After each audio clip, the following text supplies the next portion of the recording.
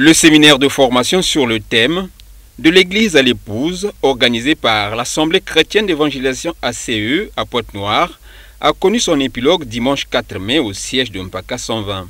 3 jours durant, l'envoyé de ce temps, Aimé Michel Titembo, a édifié les fidèles du Christ sur le temps de l'épouse. Le berger Lévi Titembo a fait la synthèse des enseignements reçus. Le but était de dire au peuple de Dieu que dans le plan de la rédemption, il y a deux peuples. Il y a les Juifs et il y a les païens. Pour les Juifs, le plan de la rédemption a pris fin par le Seigneur Jésus-Christ lui-même, parce que c'est Moïse, le premier serviteur de Dieu envoyé pour le peuple israélite, qui est venu avec la loi, malheureusement qui n'a pas pu donner la vie aux enfants de Dieu, que le Seigneur Jésus-Christ lui-même a donné la vie aux Israélites qui ont reçu la loi. Et par après, aux païens qui n'avaient pas reçu la loi, voilà comment le Seigneur Jésus-Christ a envoyé l'apôtre Paul. Et quand l'apôtre Paul est arrivé, c'est lui le père de l'Église chez les nations. Et c'est pourquoi nous voyons l'Église aujourd'hui. Le père de l'Église chez les nations, c'est Paul.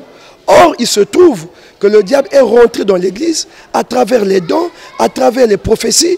Le diable s'est assis dans l'Église à travers les dons, a perverti le peuple de Dieu. Et donc le peuple qui était réconcilié par Christ à travers Paul, qui était dans l'Église, se trouve égaré aujourd'hui.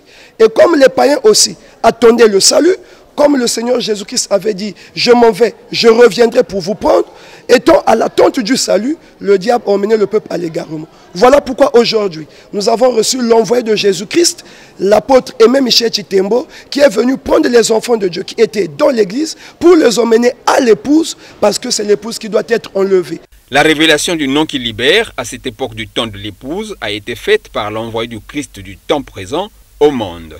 Pourquoi on dit le Christ que prêche Michel? Parce que pour passer de Jésus au nouveau nom, il y a beaucoup de prédicateurs.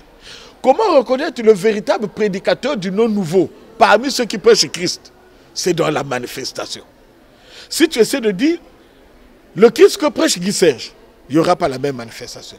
Ah, donc c'est lui. Quand tu dis le Christ que prêche Michel, parmi ceux qui prêchent Christ, il n'y a que Michel qui prêche le Christ authentique.